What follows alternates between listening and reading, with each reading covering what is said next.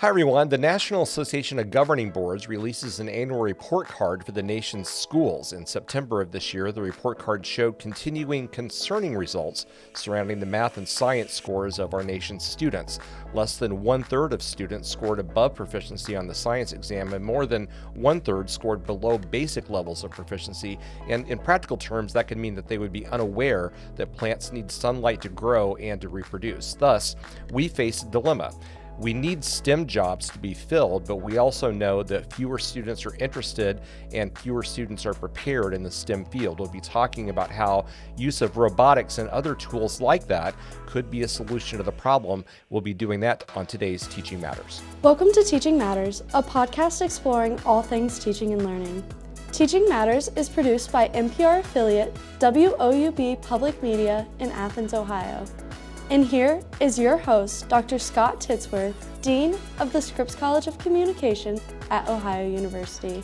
Thank you, Trinity. Joining me today is Jason McKenna. He is the author of What Can STEM Do for Your Classroom? He's also the Vice President of Global Education Strategy for VEX Robotics. VEX is an international company specializing in integration of artificial intelligence and robotics into curriculum for pre-K through higher education. Before transitioning into robotics, Jason was a teacher in Pennsylvania. Jason, thank you so much for your time today. I mentioned before we started the recording that I was excited to have props. And for the listeners that are not watching on YouTube, this is a good reason for them to go over and watch. But thanks so much for your time. I really appreciate the chance to get to know you. Yeah, it's a pleasure to be here. Thank you.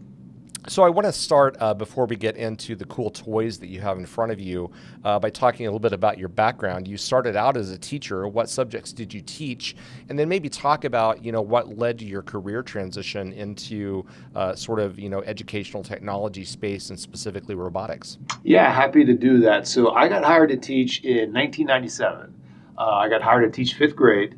I have an elementary education certification, and then I was actually displaced after my first year teaching, ended up in sixth grade after that. And I spent the next approximately 14 years teaching sixth grade. And I taught everything. I taught science, I taught social studies, I taught math, I taught language arts. I pretty much taught everything. And I taught, across the entire spectrum of students. So one year I would have the quote unquote high math class. Another year I would have a class of 20 students and 15 would have IEPs, and I'd be teaching with a special education teacher. So I did and all of that for about 15 years into my academic career. Now, it's important for me to note, the last computer science course I have ever taken was when I was a freshman in high school, which I believe was 1988, if my math is right in my head.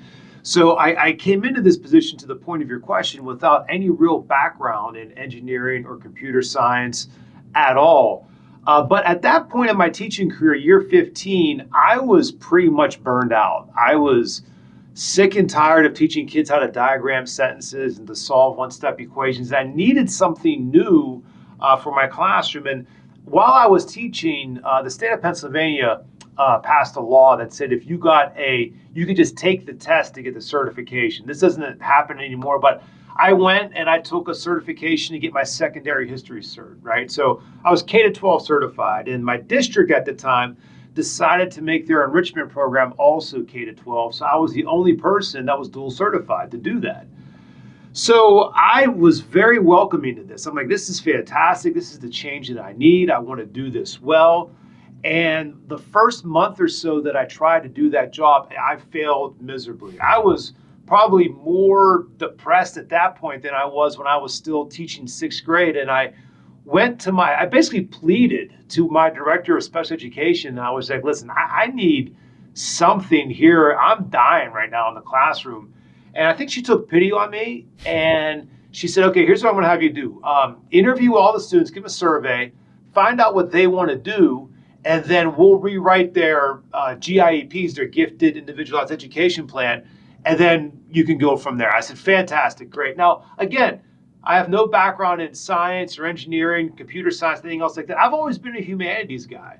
So I'm thinking, these kids are going to want to learn Shakespeare plays, or these kids are going to want to read this piece of literature. This is going to be great.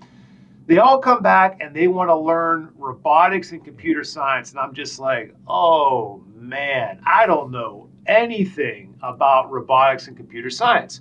So the backstory to that is all of these students during the summer used to go to Carnegie Mellon University, which was about a half-hour drive from where I was teaching at, because I taught right next to the Pittsburgh airport. And they would take this summer camp called Semites, in which they would build and code robots. So they came back during the school year, and this is what they wanted to do. This is what they were passionate about.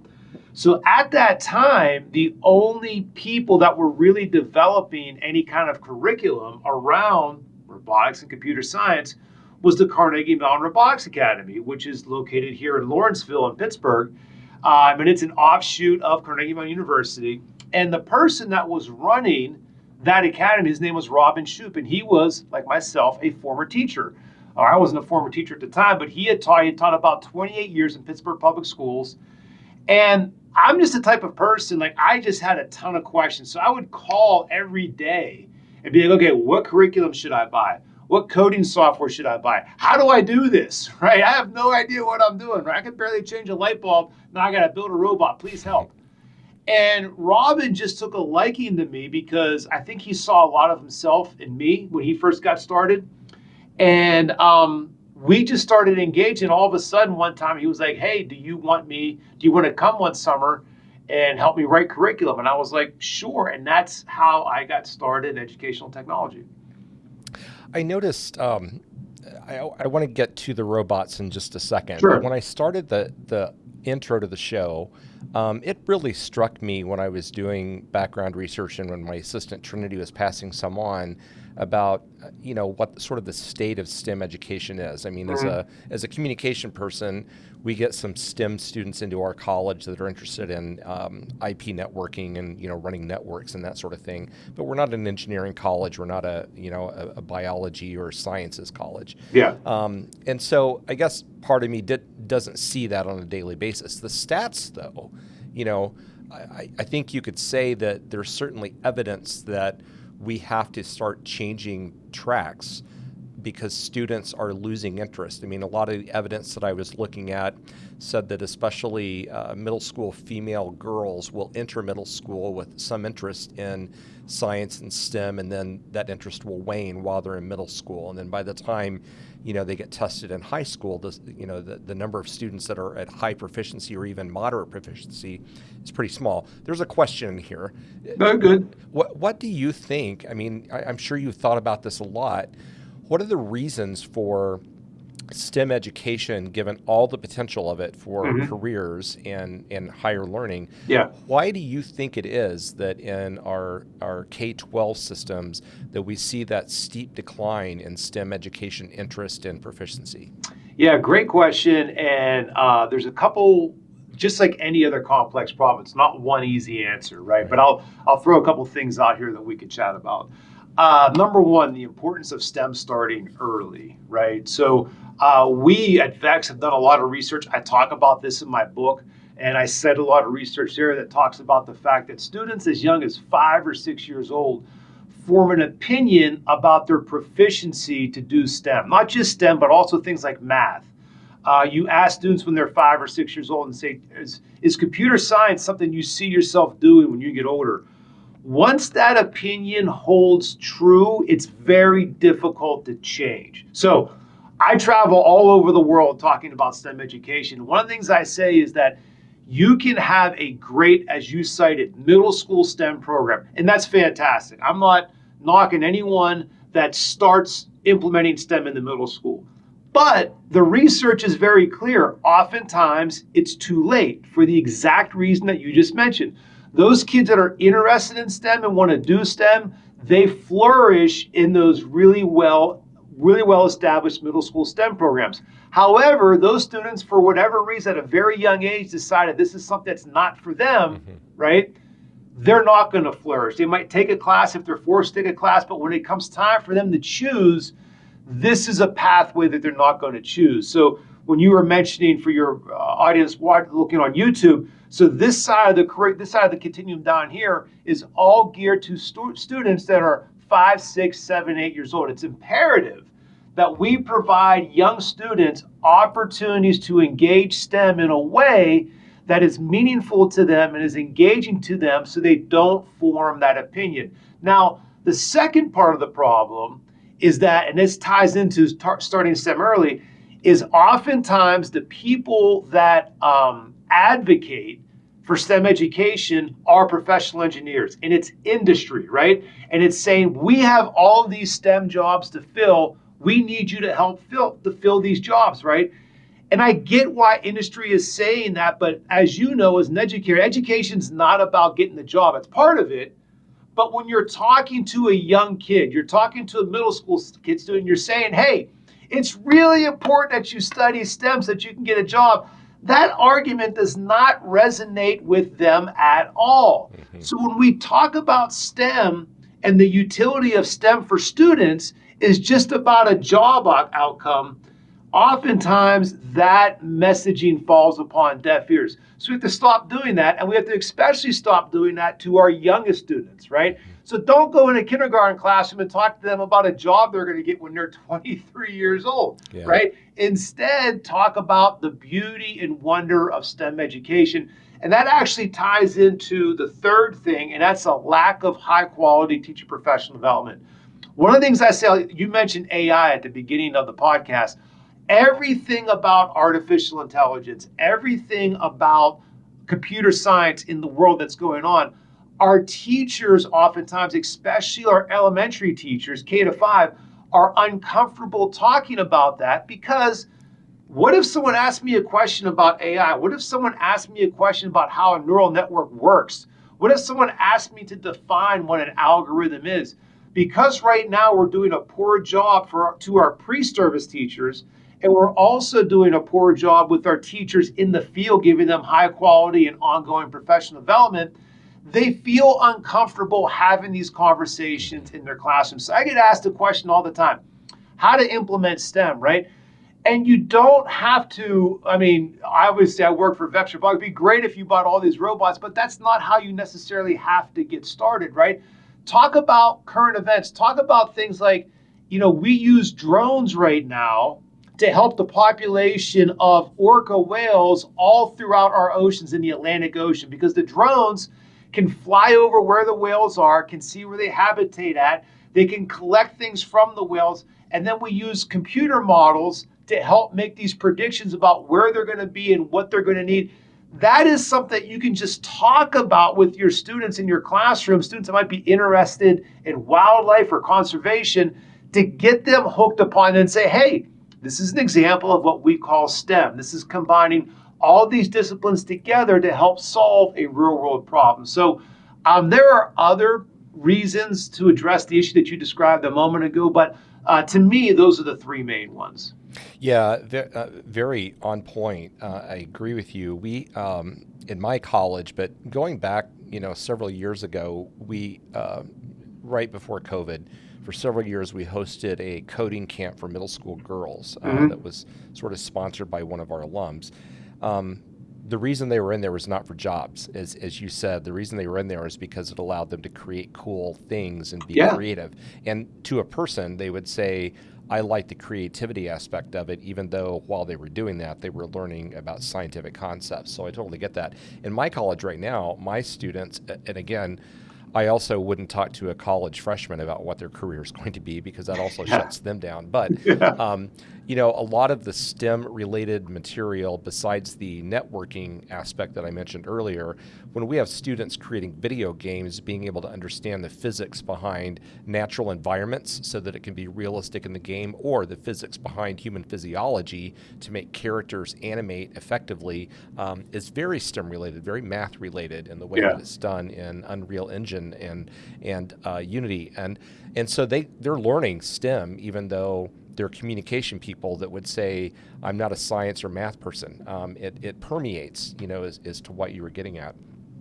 Let's look at, or have you talk about, one of the impressive things for listeners, if you've not had a chance to go onto the VEX website and look at what VEX has available in terms of the robots that Jason has in front of him, it's really impressive. But even more impressive, you have curriculum that goes along with that. Can you kind of give the 10,000-foot view of the types of solutions and opportunities that VEX has for teachers that are wanting to integrate this type of technology learning? Yeah, thank you. what we really kind of pride ourselves here at VEX is we want to offer schools and teachers and countries and a solution, not just a particular tool, right?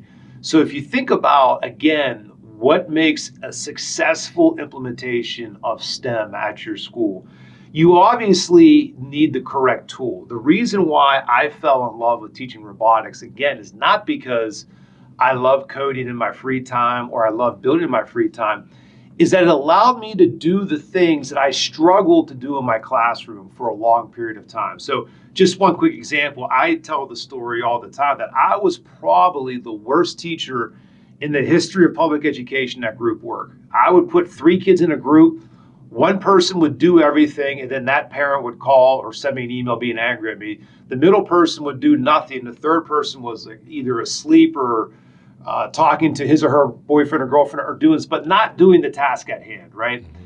And I tried everything to make group work more effective for my students. I tried everything to get them all engaged. And literally the very first lesson I taught with the robot, my students were collaborating, they were on task, they were talking about what it was they wanted to be able to do.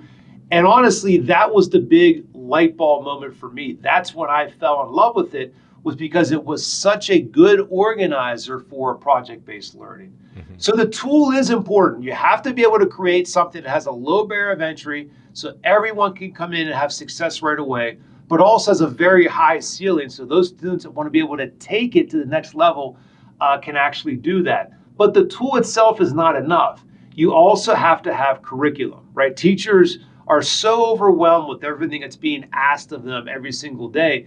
Asking them to learn a tool and then create the curriculum around it is just a bridge too far. So what you want to be able to do is ensure that you have curriculum that allows them to meet the needs of the students at their particular level. So the biggest challenge that I have with my job at VEX Robotics is that no one implementation is the same. So I get asked a question, I'll be in Europe here soon, I'll get asked a question, how is STEM being implemented all over the world? And I will say there is no specific pattern for it.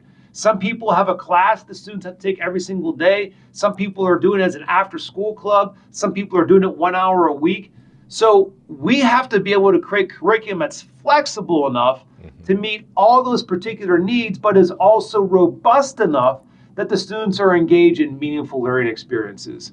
And then the third part of that, obviously, is we have to provide the professional development and the ongoing support, which we do through VEX Professional Development Plus, so the teachers feel confident about actually being able to do this in their classroom. Nothing saddens me more than, again, when I travel and I talk to an administrator or I talk to a government official, and they talk about the investment that they made in STEM or robotics, but none of those tools are being utilized because the teachers don't feel prepared and confident to actually be able to implement it within their classroom. So once you combine and you develop a really high quality product, then you match that with high quality curriculum, and then you also match that with high quality teacher professional development, that's when I really feel you have an ability to make an impact in schools.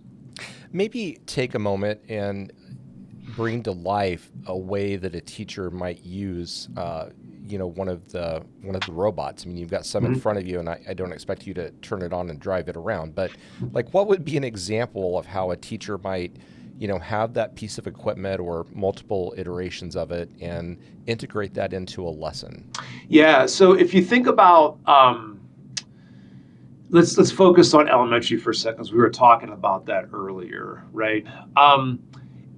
Oftentimes, if you think about what makes a young student, let's just say a second grade student, successful in a math or a language arts classroom, okay? There's been a lot of research over the last few years that point to spatial intelligence and spatial reasoning, right? The ability to understand objects in space and the ability to manipulate objects in space. I had students when I taught, they would write on their paper and they would go right off their paper and keep writing on the desk and never realize that the paper ended, right? That's a lack of spatial reasoning, right? Ability to develop working memory, right? the ability to have executive function. These are all things that we consider under the heading of like school readiness, but they're all related to spatial reasoning and things like motor skills. So when people talk about the importance of hands-on learning, kind of anecdotally, we know that if you teach something hands-on, it becomes stickier, right? Mm-hmm. But there's actually a lot of research, again, under the realm of spatial reasoning to support that.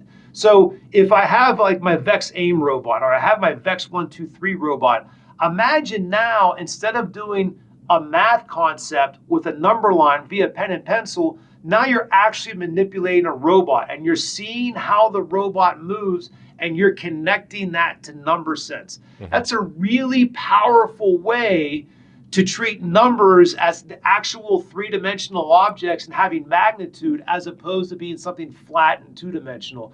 And incorporating that into your elementary math classroom is a very powerful way, not just to introduce STEM, but to also improve math scores, which of course all schools are trying to do.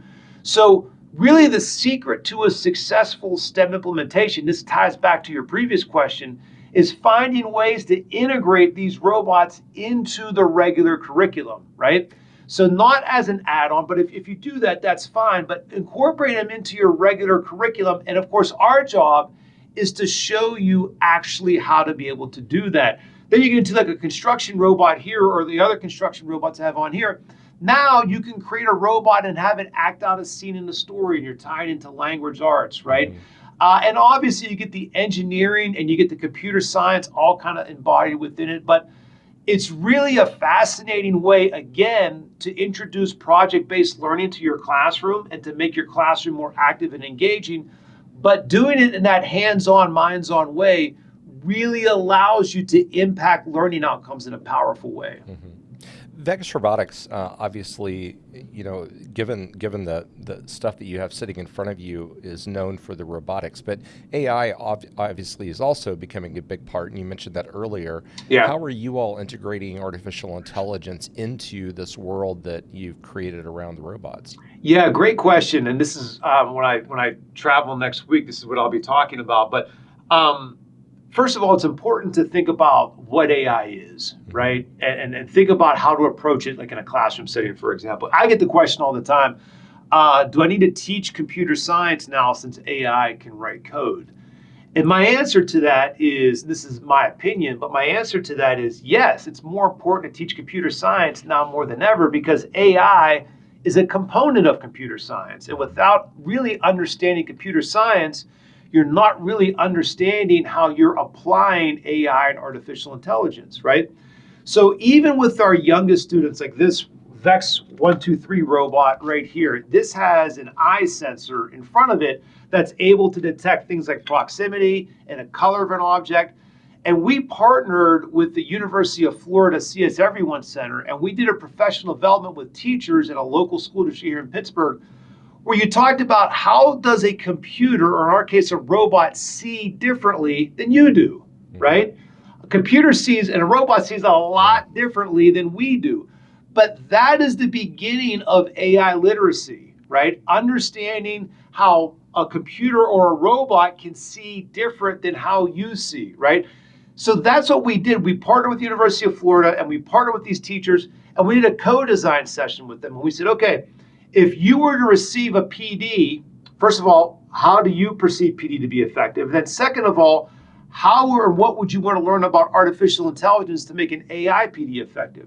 So we did that, and we did that professional development with them, and we actually created a series of lessons that just taught the basics of artificial intelligence literacy for young students. So again, it's important that these are things that we introduce to students at a very young age. But then just this past spring, we released this product right here, which is VEX AIM, and that has an AI vision sensor on it. And that's what was really we released to begin teaching students about how to use and apply artificial intelligence in the classroom.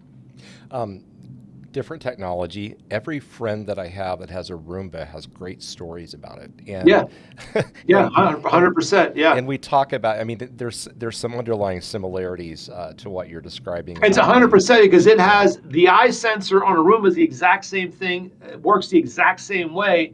as in our 1, 2, 3 robot, or our aim robot, and the eye and the optical sensors we have on the runs. It literally works the exact same way. Yeah. Yeah.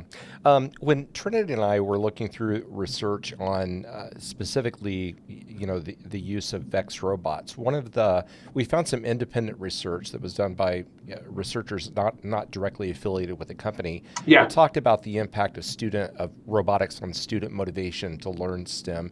Do you want to comment at all on some of the evidence that you've seen about how student motivation is impacted? Yeah. So.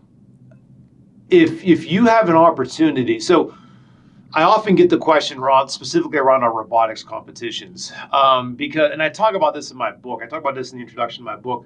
I'll never forget one of my very first VEX Worlds competitions, right? And the finals always happen in a dome. There's 15,000 kids there, and at the end of the finals, we announce next year's game. And the kids, it's like a rock concert. They absolutely lose their mind. And I was walking out with the co-founder of VEX, Bob Mivlich. He's our co-founder and CTO. And he looks at me and he goes, "These kids have no idea how much work they just signed up for." And when he told me that, I mean, it was like a 2x4 hit me in the face, because as a veteran of 20 years teaching, right, that's always the magic that you've been looking for, right? Put that in a bottle and bring it to my room. It's rigor, it's enthusiasm, it's students collaborating. That's what you want. So the question I get is why, right? Why is it working so well in that particular setting and not in others, right? And as I've thought about this question a lot over the years, I've kind of settled upon a couple different things, and a lot of these obviously are related to research. Number one, student choice, right? So when a student goes to a robotics competition, there's a student-centered policy, meaning like I can't build the robot, the students have to do it or they get disqualified. And they have to log all that information in their engineering notebook to ensure they actually did. And then judges interview them, right? So a student can't wait to show you their robot because it's their robot. Mm-hmm. No one told them to build it. They came up with it together. It's their robot. It's their game strategy. It's their design. So that element of student choice is embodied throughout everything that we do from a STEM perspective. That's number one. Number two, everything we do is collaborative, right? So you always have the opportunity to work with your peers as opposed to essentially sitting and listening to a lecture from your teacher. Not that there's anything wrong with lecture. I did it for a long time when I taught, and a lot of people do it very, very well. But students especially middle school students, like to work with their peers and work things out through them. And this all connects back to, again, what you talked about when you talked about the importance of curriculum a few moments ago, is that our curriculum has to give students choice, and it has to give students an opportunity to collaborate. But when we say collaborate, like there's like 23 people in this office, and if I ask them to self-organize, they struggle. So you have to be able to put the structure into place where the kids can collaborate effectively, and then you have to do the PD for the teachers so they feel comfortable being a facilitator to that collaboration, to that student choice. And then the last part about it, which I honestly feel is essentially the most important, and that is student-centered assessment, right? I see a lot of people that do that craft fantastic lessons. They have great tools, good PD, the whole 9 yards, but it all falls apart because they do assessment the wrong way. I used to hate the question, "Mr. McKenna, is this going to be graded?" I hated that question, right? But I realized that the reason why the students were asking that question is because that was the incentive structure I created in my classroom. And as long as the incentive structure was that, I was never going to get student choice. I was never going to have real collaboration. I was never going to have really good student engagement. So the three most important things that I think about when I think about engagement and to robotics and really anything else, to be honest with you, is giving students choice, giving them opportunities for real collaboration, and making assessment student-centered. As you're talking about that, and you've mentioned professional development a couple times now, if I'm a teacher that's never used this type of equipment, and then to hear you talk about how this integrates into a lesson, I might bring the conclusion to bear that this is so much work. But yet you all have actually uncovered some evidence that the amount of prep time for lessons may actually be reduced for teachers once they sort of start using this type of an approach. That's 100% correct, because if you think about it, right, at the end of the day, we are after raising student outcomes, right? We want students to be better at math. We want students to be better communicators, better writers, all those particular things. And however you want to measure that, right? That's another podcast that we can have, right? But however you want to measure that, that's what you want. So for years, again, I tried many different ways to get students to accept unstructured problems and to find multiple solutions to be able to solve them. Again, to collaborate well, to document their thinking, and to engage in metacognitive strategies and all of that, right? And I would try something, it would fail. Then I would research something else and I would try it again, and then that would fail. Maybe this one worked a little bit, but it didn't get me all the way there. The reason why I fell in love with teaching robotics, because it finally became the answer for me, right? It allowed me to do all those things to reach the student learning outcomes that I wanted to be able to reach. So I can just lean into this one thing as opposed to trying 15 different things every single year. So in that respect, is it going to be, it's a little bit of short-term pain for a lot of long-term gain if you really invest into this, for sure. Well, and you know, I've not taught with robots. I've taught a lot with, you know, different types of software platforms that are relevant to this field, and some other technical things like that. You know, one of the observations I have is that I put a lot more work into trying to design that 1.5 hour lecture than I do sort of envisioning a class period where students are doing a lot of hand-on working. Now, it's not to say that that's not work. There's a lot of strategy that goes into that, but I buy what you're saying. I mean, you know, I always found myself more engaged when I knew that we were going to have a lot of fun getting our hands dirty in a class period than me up at the front of the room with my, you know, yellowing legal pad. So just one comment on the thing I used to tell beginning teachers, all novice teachers, all the time when I was still teaching, was that one of the biggest challenges of teaching is you can find that lesson plan that does one great lesson. That's fantastic. Now you have to do it 185 more times. Yeah. So what's your answer to that? So oftentimes we search for that one great lesson or that one great idea or that one great classroom opener, but can you scale it? Can you do that over the course of an entire school year? That's really the challenge, to your point. I think the last question that I have, and you're actually just starting to get into it right there. If I'm a teacher listening to this podcast and I'm like, okay, I've got some money, you know, for my classroom.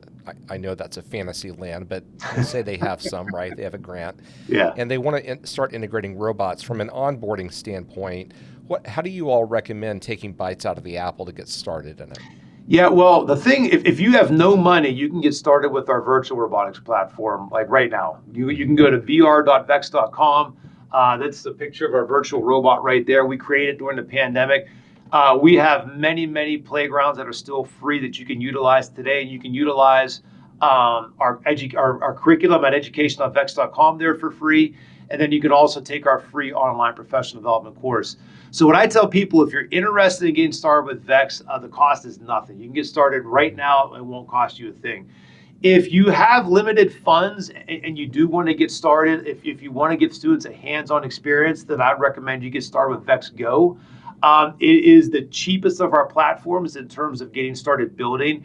And it really does present to you a really nice way to get students started in that engineering design process, and also embedded, of course, in that is the technology and the science all incorporated within it. So it's a really nice platform to be able to get started with. If you want to lean more into our computer science and not necessarily the engineering so much, then the VEX AIM platform that we just came out with is another great way to be able to do that. And if you don't have the funds to do divide like an entire classroom bundle, if you got a onesie twosie it, then just create learning centers in the back of your classroom. Give kids an opportunity to go and explore that on their own so that they can feel confident doing that, and then you can kind of grow the program from there. That's honestly what I did when I first got started. I made like an initial, I think it was like a $3,000 investment in my classroom. I begged, pleaded, borrowed, and stole from my principal to do that.